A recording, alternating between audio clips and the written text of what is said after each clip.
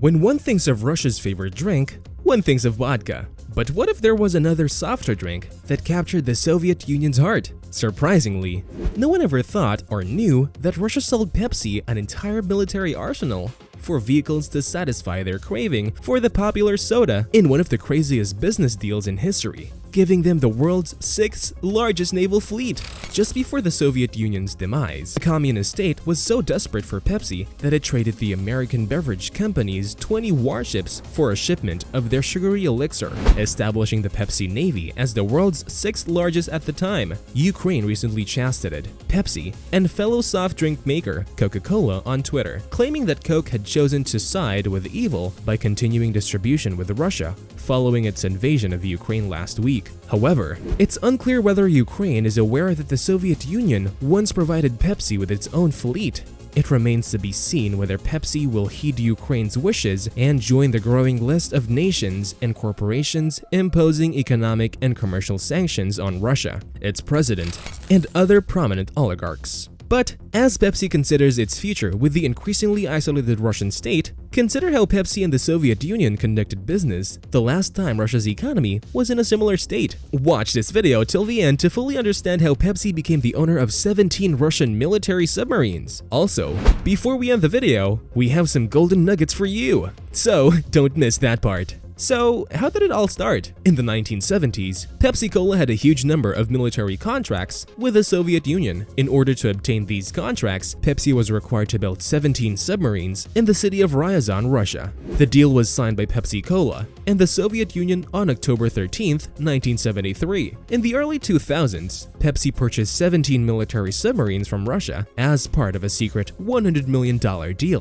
This purchase included 3 K-143 class nuclear-powered attack submarines and 14 smaller Krasnodar-class diesel-electric attack submarines. Pepsi had initially planned to use them as deep-sea rescue vessels in case of emergencies. But the story is untrue in every meaningful sense. PepsiCo bought some tiny, outdated, seaworthy, and obsolete vessels. The Pepsi fleet did not give military power any more than a rusted Model T and could have competed in Formula 1. In addition, the ships themselves were promptly given to a Norwegian shipyard for demolition. PepsiCo is more of a middleman than a marine power. Most interpretations of the story are incorrect as well. The Pepsi Navy has occasionally been described as a disgrace to the USSR. Not at all. Vladimir Lenin's nation and the International Corporation were partners in commerce, and in 1989, Pepsi executives were optimistic about the possibilities for the Soviet Union. The Pepsi Navy is not a tale from the time of the fall of the Soviet Union. Instead, it dates from the brief period just before when it appeared that the Soviet Union would likely endure long after the Cold War was over. But then, one method Soviet officials and Western firms could use to bring about world peace and a new post-communist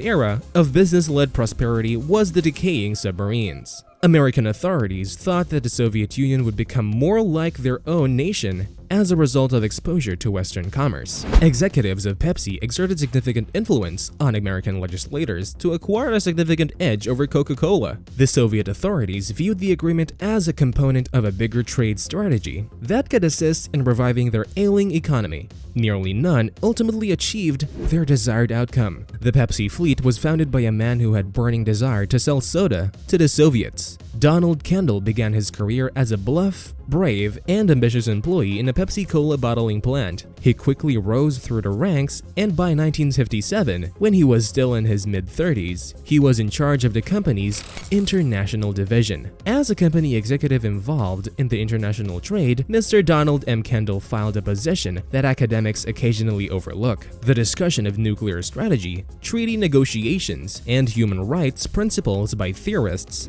can make these topics seem extremely far from common experience. International relations, however, encompasses much more than just formal exchanges between states. Instead, most international affairs involve something much more straightforward: business. International corporate leaders and their supporting teams of attorneys, accountants, and fixers handle the complexity of cross-border commerce and investments. Still, these intricate transactions nevertheless have a single, straightforward objective: generating money. That aim lacks mystery, which may be the reason it receives much less attention in the media than political and diplomatic agreements. However, the majority of international relations are steered by Donald Kendall Kendall's rather than Henry Kissinger's. And even the allegedly rock-solid underpinnings of national policy can become compromised by the relentless pressure business executives apply as they dig for profit. Better still, if the pursuit of profit aligns with government goals, executives will create opportunities to advance their specific interests. These strains take on unexpected forms. For example, US President Dwight D. Eisenhower attempted to employ propaganda in the late 1950s, as Kendall assumed his administrative position to counter the Soviet Union's early advantages in the Cold War.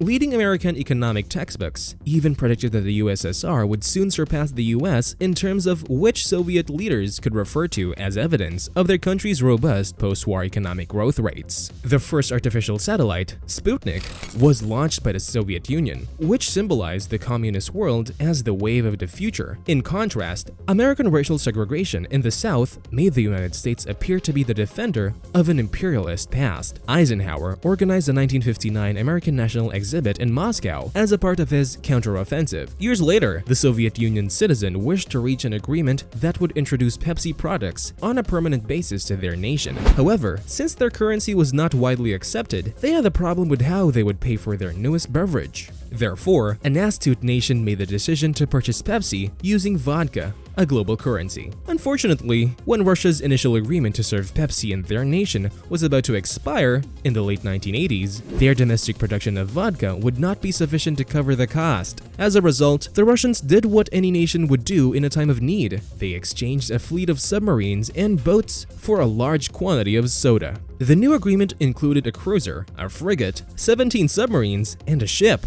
Eisenhower's plan to host an exhibition that would upend communism failed to materialize. However, the spectacle satisfied the needs of 3 additional males. Khrushchev showed his audience at home that the Soviet Union could triumph in friendly competition. Nixon's support of the American system helped him significantly in the polls and won him media praise. In 1999, Eisen recalled telling Nixon that some at the Pepsi-Cola corporate office thought taking part in the exhibition was a waste of money, and that too the night before the visit. Nevertheless, Nixon skillfully directed the Soviet leader to the Pepsi booth the following day. Nixon and Khrushchev were seen drinking soda together as captured by Pepsi photographers. Then, in 1963, Mr. Donald M. Kendall was appointed president and CEO of the business. Kendall was now in a position to give Nixon what he was due. Nixon required it. At the time, he was best known for having lost to John F. Kennedy in the 1960 presidential election, as well as the humiliating 1962 California governor's campaign. Kendall gave Nixon a chance to survive by promising that Pepsi Legal Cola's accounts would go to whichever firm accepted the politician as a partner. Mudge,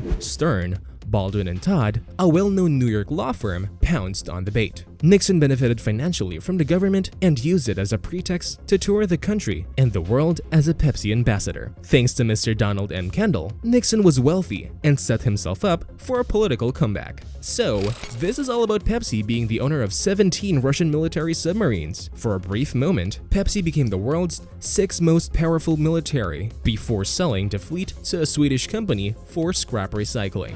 What do you think of the entire scenario? Let us know in the comments section below. Also, don't forget to watch our next video.